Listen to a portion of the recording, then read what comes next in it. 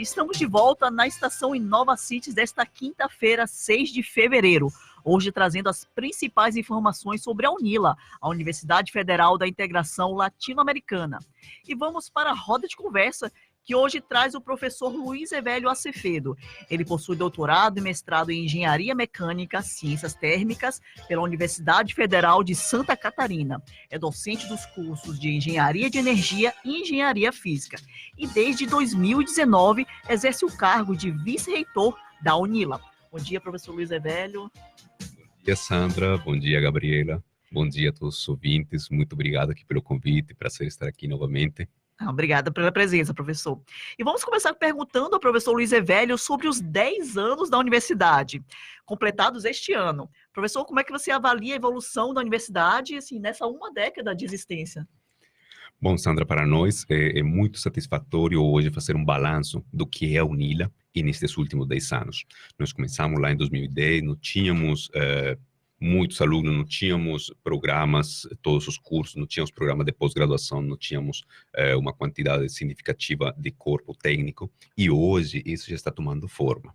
Então, ao longo desses 10 anos foi um crescimento, eu diria que exponencial. Nós hoje dispomos de uma população de alunos que ronda mais ou menos os 6.000 alunos na graduação, temos cerca de 1.000 servidores, temos 29 cursos de graduação nas diferentes áreas do conhecimento, nós temos 12 programas de mestrado, sendo que um deles é doutorado.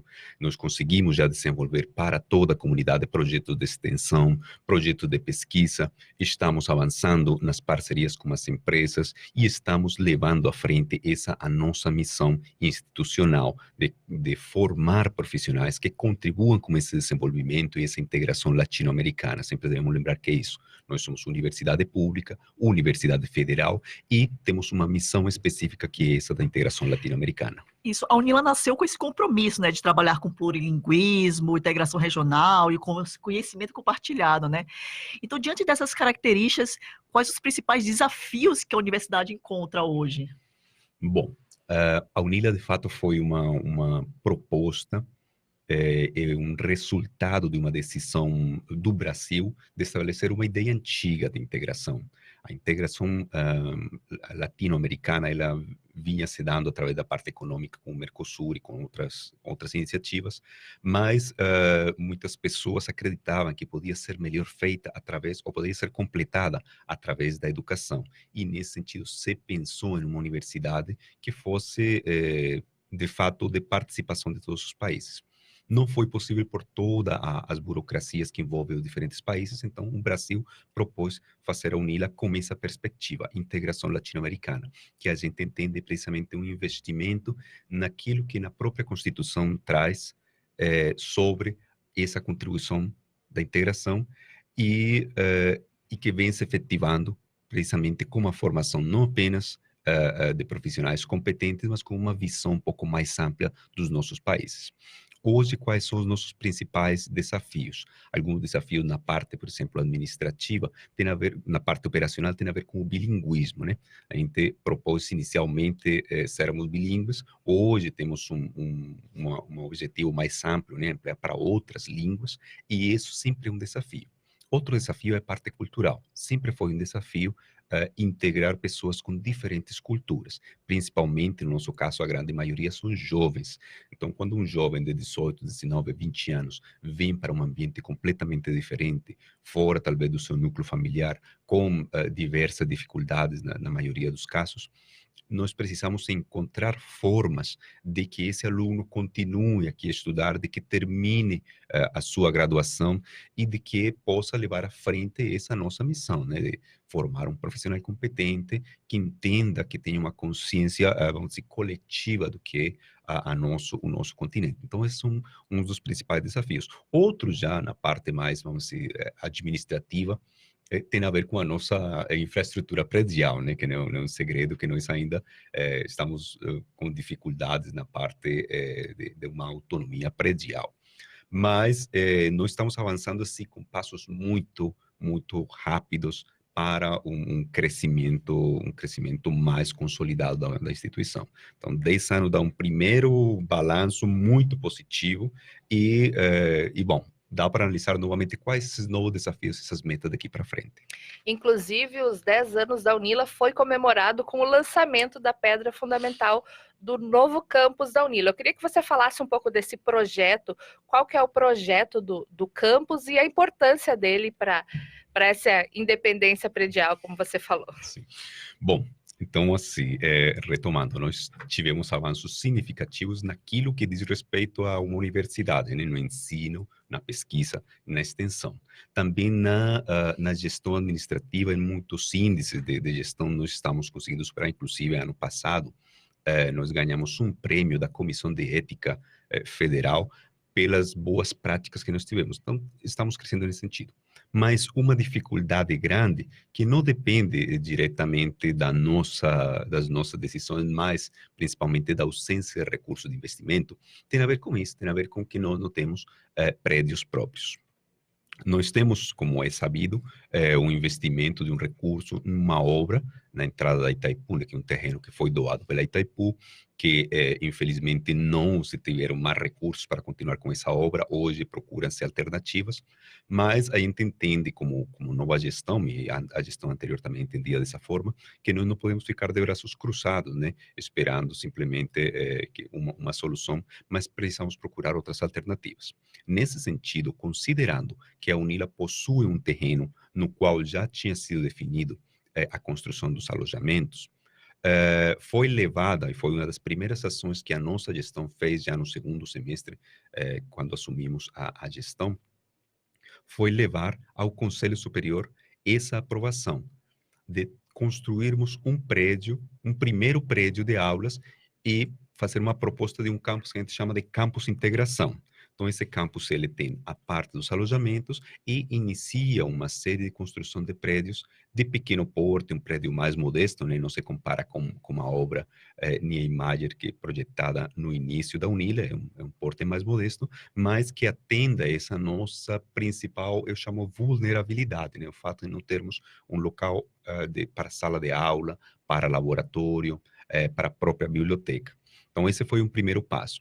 A estratégia, precisamente, é tentar fazer uma economia ao longo do ano para, no final, conseguir colocar esse dinheiro dentro de uma licitação que nos permita construir pelo menos um prédio por ano.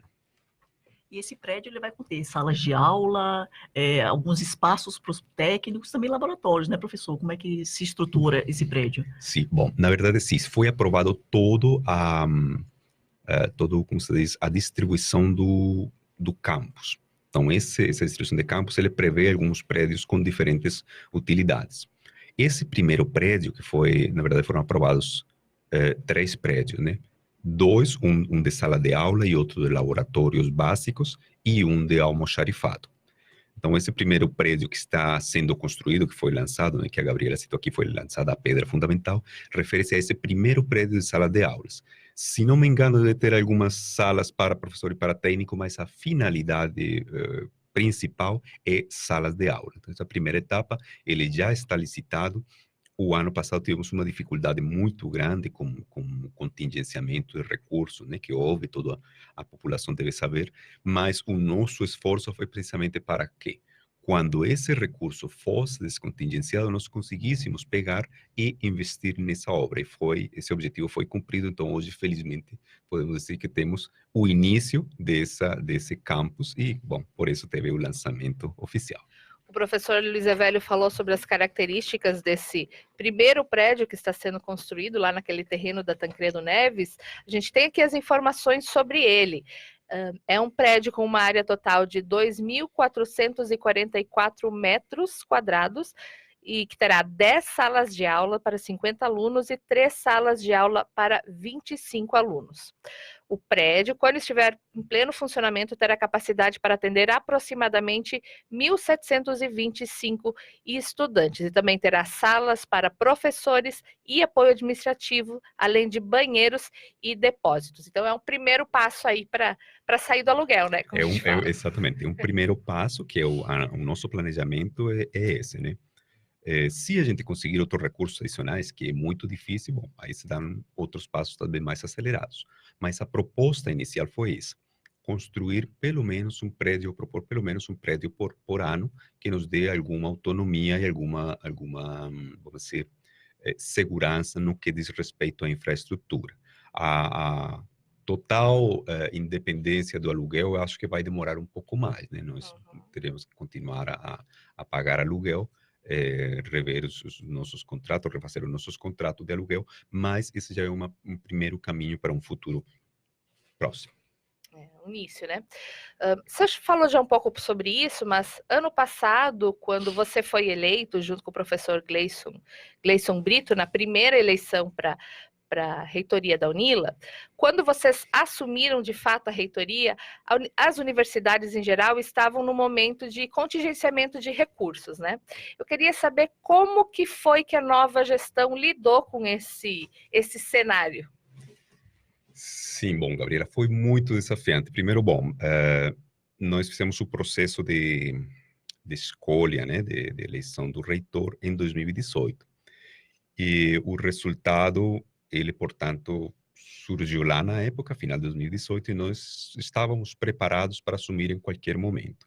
Vínhamos trabalhando e acompanhando, junto com a anterior gestão, todo esse processo de contingenciamento. Isso nos permitiu, então, já traçar algumas estratégias, e o primeiro que foi feito foi dar continuidade à revisão de todas as contas da universidade, onde era necessário vamos dizer, diminuir investimento, onde era possível mesmo tirar o investimento, que não vamos dizer, que é fundamental, não dá para tirar, né? Por exemplo, nós temos ali assistência estudantil. Assistência estudantil é algo que você não pode mexer, porque diz respeito da alimentação de um aluno.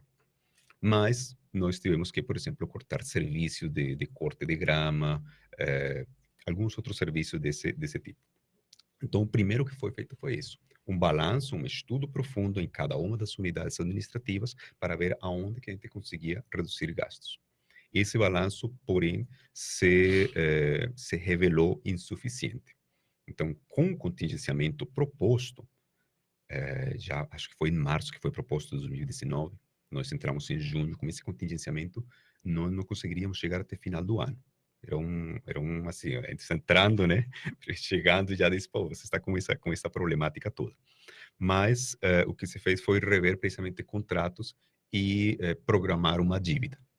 Então, a gente se programou, né, institucionalmente, financeiramente, para assumir uma dívida de aproximadamente 3 milhões de reais para este ano, ao tempo que existia a possibilidade desse recurso voltar. Só que, assim, é um recurso que a gente vai consumir no dia a dia. Se você corta alguns serviços, não vai ter mais no que gastar. Se era para gastar, era no mês anterior, no mês anteriores. De fato, o recurso voltou. Eu não lembro a data exata, mas eu acredito que foi em novembro que esse recurso voltou, veio todo o dinheiro e nós não tínhamos já como rever, por exemplo, um contrato de corte de grama, porque já tínhamos cancelado esse contrato, ou redução de contrato de vigilância, esse tipo de coisas. Então, o que foi feito foi isso, levar esse dinheiro, fazer um pedido para o Ministério para que ele fosse para investimento e colocar esse dinheiro na obra, como eu tinha dito anteriormente. Foi um exercício bom, porque ele nos deu um panorama de toda a parte administrativa da universidade. A gente recebeu assim, muita colaboração de diferentes unidades. Acho que todo mundo percebeu a necessidade de fazer esse exercício, mas foi um exercício muito difícil, muito desafiante, e para a gente que estava chegando foi bem complicado. Mas a gente conseguiu, a gente fica muito feliz hoje, festeja ter se saído bem no meio dessa situação que foi novidade para todas as universidades. Outro marco da UNILA, um marco institucional, além da eleição, da primeira eleição para a reitoria, a gente teve também a aprovação do Plano de Desenvolvimento Institucional da universidade. Eu queria que você falasse um pouco da importância desse documento para a instituição. Sim. Bom, esse plano que você cita, Sandra, é praticamente o nosso norte nos próximos 4 anos. Se não me engano, são 4 anos de vigência. Nós tínhamos um primeiro plano que ele tinha vencido, se não me engano, em 2017. Desde então, esse plano institucional vinha sendo trabalhado por diferentes comissões, construído, feita consulta institucional. Então, ele foi um documento muito bem trabalhado, muito bem instruído, mas que tínhamos dificuldades em fechar. tínhamos, eu digo, como UNILA. Quando nós assumimos a gestão, então, novamente, foi mais um desafio que caiu para nós, foi necessário sentar, avaliar como foi todo o seu trânsito, avaliar ele em função dos seus objetivos, quais os anêlos da comunidade, quais as perspectivas e como isso se alinhava com a nossa proposta de gestão. Foi feito esse exercício, foi levado, então, o resultado da última comissão para o Conselho Superior. O Conselho Superior entendeu que ainda era necessário fazer uma nova revisão, porque era um conselho novo, e se criou uma comissão de conselheiros, nos quais a reitoria esteve também junto, acompanhando esse trabalho, até que finalmente tivemos um resultado. Se não me engano, foi em dezembro mesmo que a gente conseguiu aprovar esse documento. Então, esse documento ele está muito bem construído, ele descreve como que está hoje a nossa universidade e quais são as metas para estes próximos anos, qual é o nosso norte institucional. E o nosso norte institucional também envolve pesquisa, ensino e extensão. E por falar em extensão, assim, é um tema que a gente pode trabalhar com a relação com a comunidade. Como é que a UNILA está se relacionando com a comunidade por meio desses projetos de extensão? Exatamente. Então, lembrando isso, a universidade ela tem como áreas finalísticas o ensino, a pesquisa e a extensão. E é um tripé que ele não pode se desvincular. Esse é o que faz o sentido para nós como universidade. Então, a pesquisa talvez é assim, a parte forte que vai gerar o conhecimento. Ele é resultado de um processo científico, de pessoas preparadas para fazer isso. Depois vem o ensino. Então, o ensino é a formação desse profissional e também o repasse desse conhecimento que surge da pesquisa. Então, isso é que o ensino, de levar contribuir com esse o nosso aluno, até ele atingir uma certa formação profissional formal, né, que é o nosso compromisso com a sociedade. Nós formamos esse profissional dentro destes parâmetros. Esses parâmetros são muito bem avaliados pelo Ministério da Educação, então nós temos ali os índices de avaliação dos cursos, né, que, por sinal, nós na UNILA temos saído muito bem em um índice de 1 a 5 na CAPES. A maioria dos nossos cursos está nos índices 4 a 5, que é muito bom e excelente. Então, essa missão a gente sente que tem cumprido muito bem. E depois, então, resta uma outra forma de contato ou de trabalho junto à comunidade externa. Óbvio, os alunos que estão dentro também são comunidade, né? Mas, neste caso, nós estamos tratando de uma comunidade que não tem um vínculo institucional direto, mas é a população mesmo, é o cidadão de Foz do Iguaçu, inclusive o cidadão da Tríplice Fronteira, e o mecanismo com o qual a universidade faz esse contato, contribui com essa população, é a extensão. Então, a extensão é essa demonstração, ou essa aplicação do conhecimento junto à comunidade. No nosso caso, a extensão da UNILA é uma área muito bem estruturada desde o começo da UNILA, inclusive eu diria que mais estruturada que a própria pesquisa, porque a pesquisa exige um pouco mais de investimento, exige um pouco mais de especialização. A extensão, por outro lado, depende muito da iniciativa do pesquisador ou do coordenador de projeto, de procurar as comunidades e realizar os seus trabalhos. Então, nesse sentido, a extensão ela tem servido para fazer essa penetração do tecido social em Foz do Iguaçu, e que também é o nosso objetivo, né? O nosso objetivo é precisamente que a população sinta que a UNILA, como a Gabriela falava lá no começo do programa, é federal, é pública, é de Foz. Então, isso é uma coisa muito importante, que a população saiba que é de Foz, é gratuita, é sem fronteiras, e a extensão cumpre muito esse papel de levar esse conhecimento e contribuir com essa população. E com as pesquisas também, a gente tem alguns projetos, né, para trabalhar com a população local e com as soluções para a Tríplice Fronteira. Um deles é o projeto institucional da Agenda Tríplice. Isso. Você poderia falar um pouco, professor, desse projeto, desse programa? Sim. Então, a pesquisa ela tem outra natureza, né? O contato com a comunidade é um pouco diferente. Então, ela atinge a comunidade, por exemplo. Vamos trazer aqui um exemplo simples. Nós precisamos fazer uma análise de um estudo de uma situação de saúde. Acho que em São Miguel a medicina faz um tipo de estudo desse. Então, a pesquisa ela vai lá e aplica os seus métodos para tirar uma solução, uma conclusão. Não é diretamente como extensão, mas ela pode sim vir a ter um contato. Nós temos, por exemplo, pesquisa com empresas. A empresa tem alguma dificuldade tecnológica, essa dificuldade tecnológica tem afinidade com alguma das linhas de pesquisa, então pode ser tratado um atendimento da comunidade. Mas, em essência, tem outras pesquisas que não atendem a comunidade, né? Temos pesquisa básica lá de energia dos elétrons para a formação de um material que dificilmente vai repercutir diretamente na comunidade. Mas a pesquisa, ela tem, então, essa liberdade dentro vamos dizer, da possibilidade do pesquisador. O professor, ele tem o compromisso, então, de fazer as 3 ações, ensino, pesquisa e extensão, e a pesquisa, ele tem liberdade, né? Até porque ele tem formação para alguma linha específica, nada impede que explore outras linhas, né? Mas ele tem formação para uma linha específica. Então, o que é o programa da Tríplice Fronteira? O que a gente busca são mecanismos de fomento que estimulem esses pesquisadores a voltar a sua atenção, toda vez que possível, dentro das suas linhas, para contribuir com a região. Então, esses programas que foram lançados na gestão anterior, visam precisamente isso. Então, destinam algum recurso para estimular os pesquisadores a trabalhar junto com a proposta da região. Então, se a sua pesquisa na medicina pode tratar essas temáticas que dizem respeito da população, de parte da população da cidade, então você vai receber uma bolsa, por exemplo, para aluno que contribua com isso.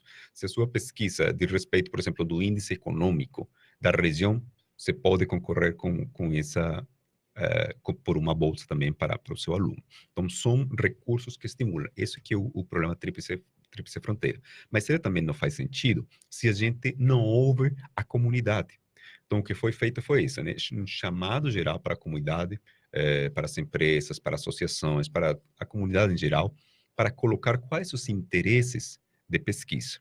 Tendo esses interesses, a gente coloca ou compara com as possibilidades de pesquisa dentro da nossa equipe de pesquisadores, e aí, então, se faz esse match, né? Esse casamento dos 2 interesses que sejam benéficos tanto para a comunidade quanto para a instituição.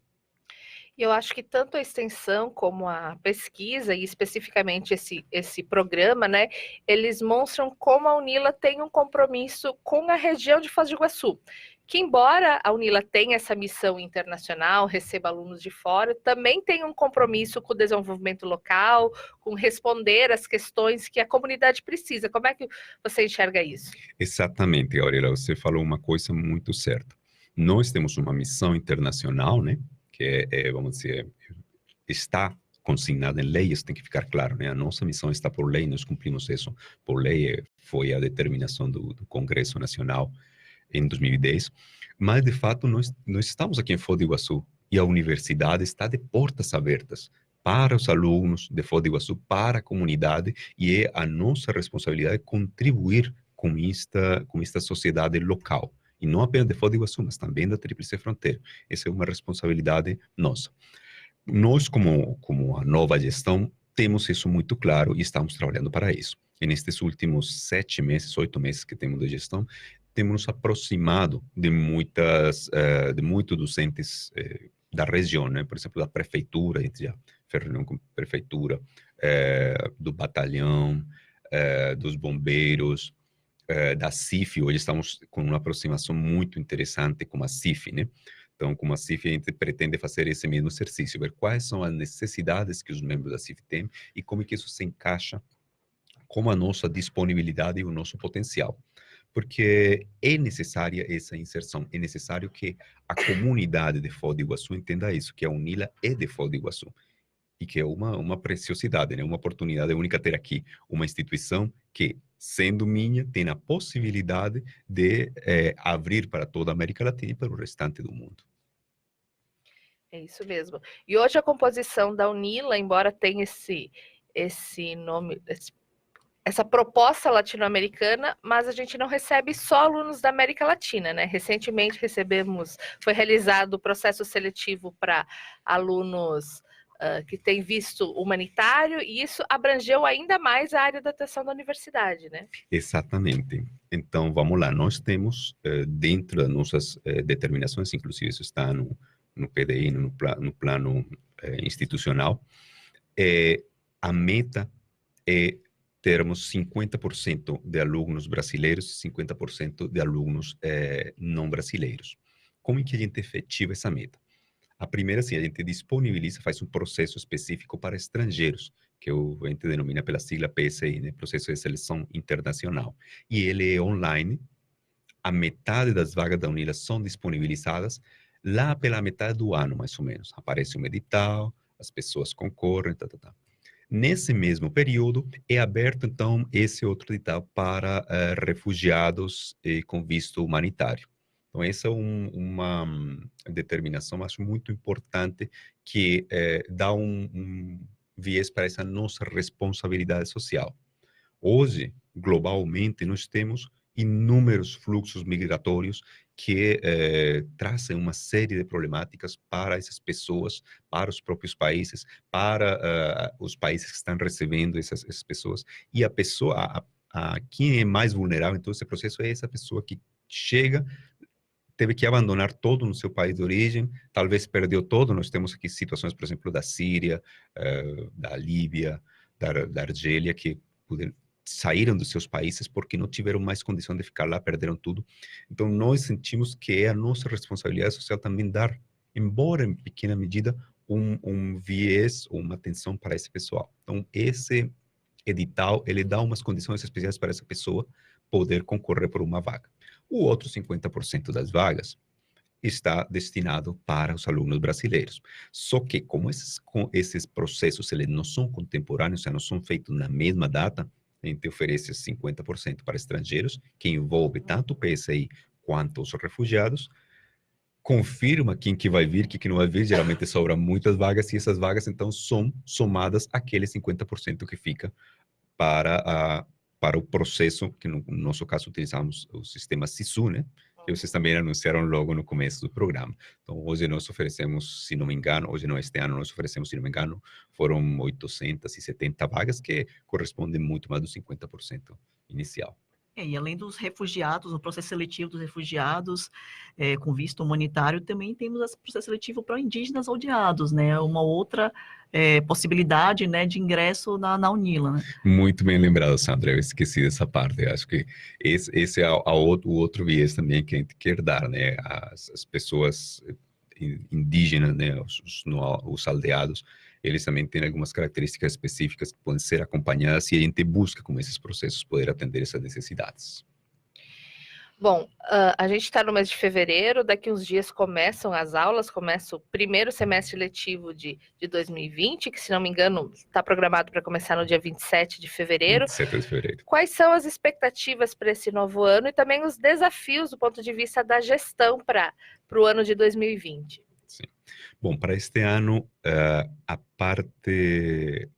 Assim, a gente, na gestão, se preocupa muito porque a máquina funciona. Então, as nossas principais preocupações do ponto de vista administrativo tem a ver muito com o orçamento e com essas decisões macro-administrativas. Mas a meta sempre continua a ser a excelência no exercício das nossas atividades fins. Então, buscar sempre a excelência na formação dos nossos profissionais, a excelência na pesquisa, a excelência na extensão. E para isso, obviamente, precisamos os recursos. Um dos desafios que nós temos hoje e que todas as universidades federais do Brasil têm é precisamente que o orçamento ele foi aprovado apenas 60%. Então, nós ainda dependemos da aprovação de um 40% restante. Esse 60% limita muito a nossa, como se diz, negócio de manobra, essa faixa de manobra, né? Tem que ser, nós precisamos definir ações prioritárias de investimento, que evidentemente estarão ali contempladas as atividades fim da universidade, para poder garantir elas funcionarem antes de que, qualquer outras ações. E aguardar essa aprovação desse 40%. Então, esse é um primeiro desafio. Já algo que tem a ver mais com as metas internas é uma reestruturação administrativa. Então, dentro da nossa pauta de campanha foi colocado a busca de uma reestruturação administrativa que torne a instituição mais eficiente, que torne os fluxos melhores, melhor trânsito de informação, que diminua custo, que facilite o acesso tanto da comunidade externa quanto da comunidade interna. E isso implica principalmente metas Bom, primeiro, tem que aprovar, tem que ser consultado, é um processo, como é tudo na universidade, muito democrático, se ouve, todo mundo tem um processo devagar que a gente espera ao longo do ano poder evoluir bastante, se não terminar. Então, essa é uma primeira meta que se tem interna. Depois, nós pretendemos também avançar em alguns itens, como a gestão de riscos, a otimização em quanto a recursos, indicadores, buscar um pouco mais os indicadores que nos permitam tomar decisões de gestão. Então, a nossa meta é poder fazer isso. Ano passado foi possível, por exemplo, entrar com o processo eletrônico. O processo eletrônico foi uma decisão que diminuiu significativamente o gasto com impressões. Se você analisa os gastos, ele teve uma queda impactante na impressão e no papel, obviamente. Então, são decisões que a gente toma, mas que precisa indicadores. Então, uma primeira etapa é isso, é medir. O que nós temos? Como que está sendo, por exemplo, quantos projetos de extensão nós estamos fazendo e qual o impacto desses projetos de extensão lá na ponta, lá na comunidade que mais precisa. Vale a pena a gente investir? Está precisando de um investimento maior lá? Não, estamos atirando para onde não é na outra ponta.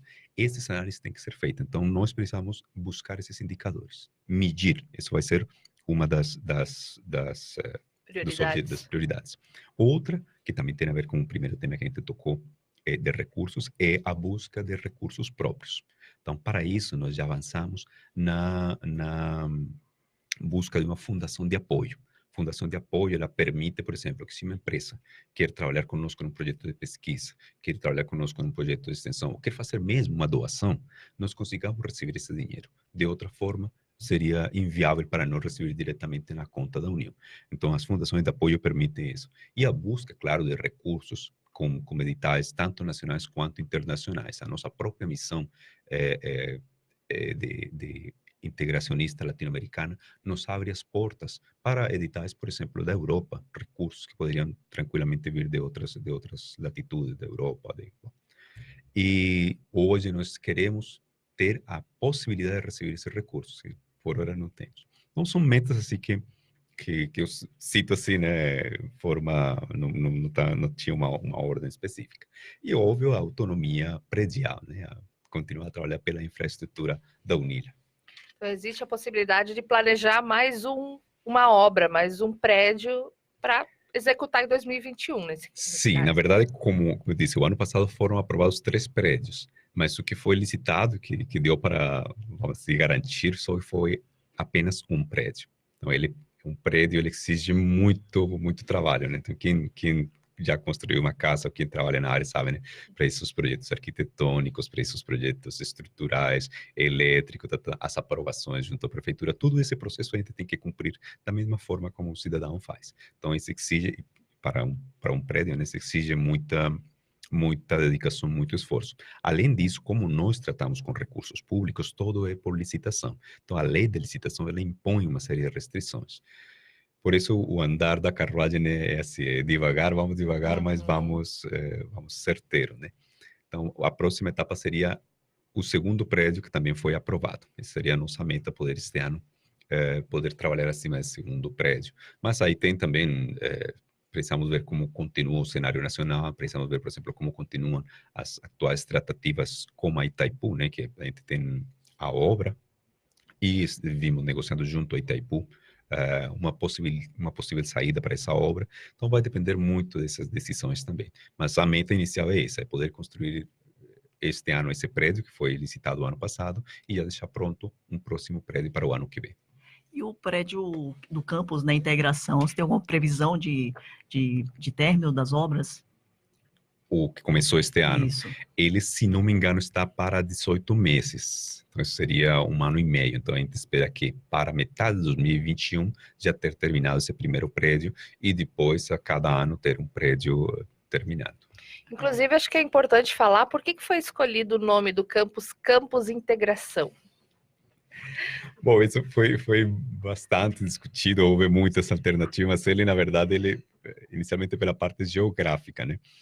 Ele fica ali no meio dos nossos campos que existem hoje. Nós temos uma sede administrativa aqui na Vila A, temos, o almoxarifado, mas falando da parte acadêmica administrativa, uma sede administrativa na Vila A, temos o Jardim Universitário e temos a UNILA no PTI. Então, a ideia era precisamente integrar toda a universidade em um único setor, onde também tinha o alojamento. E também, assim, para dar uma outra denominação do campus Niemeyer, né? Nós tínhamos já um campo inicialmente que era o Niemeyer e agora a integração. Mas eu, francamente, não lembro muito da origem ou da discussão profunda do respeito, sim. Então tá, professora, a gente está caminhando já para o final do nosso programa. Hoje a gente está meio que em clima de ano novo, né? Porque é o primeiro programa de 2020, depois de uma pausa aí desde o mês de dezembro que nós não estávamos aqui nos microfones da Rádio RCI, no programa Estação InovaCities. Eu queria que você deixasse uma mensagem de novo ano para os novos alunos que estão chegando aí daqui uns dias, para os professores que estão retomando os trabalhos aí depois do recesso e também para os servidores técnicos administrativos, para os servidores da gestão, que tem aí um longo caminho pela frente em 2020 lá na UNILA. Tá.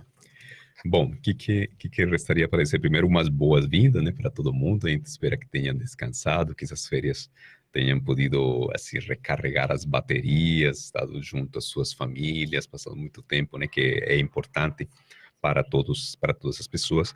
E para esses alunos que estão vindo, né, que estão neste momento já, semana que vem inicia a matrícula, dizer assim, é um mundo fascinante, um mundo do conhecimento.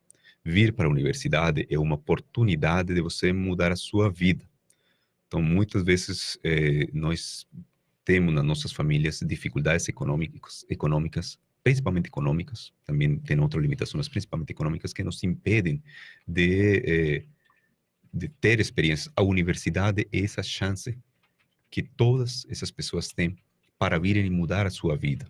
O conhecimento é poder, o conhecimento nos permite transformar as pessoas e assim transformar o mundo. Então, venham, dediquem-se, é difícil, mas é gostoso também, né? Assim, é muito bom estudar, né, e crescer do ponto de vista intelectual e profissional.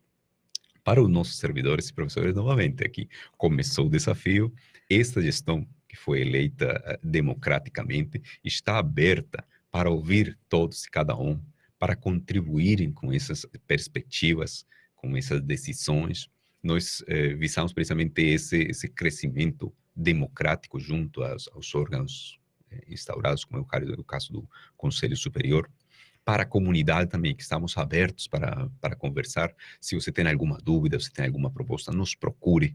Nós queremos, como gestão, ter esse trânsito, esse diálogo, né, com todas as entidades, com a população. E, bom, vamos ver como é que evolui esse ano. Sejam todos bem-vindos a este novo ano 2020. E aqui está a UNILA já, daqui a 15 dias, iniciando, logo depois de Carnaval, iniciando as suas aulas. Firme e forte. Isso aí, que seja um ano lindo para todos nós.